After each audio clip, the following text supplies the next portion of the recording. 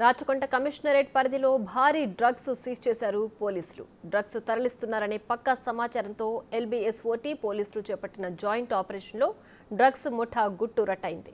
నగరంలో వివిధ ప్రాంతాలకు తరలించేందుకు సిద్ధంగా ఉంచిన ముఠా కస్టమర్లపై పోలీసులు దాడులు చేశారు.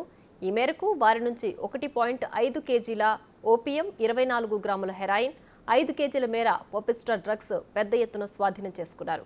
అదేవిధంగా 4 డ్రగ్స్ పెడ్లర్స్, 3 కస్టమర్లను పోలీసులు అదుపులోకి తీసుకుని విచారిస్తున్నారు.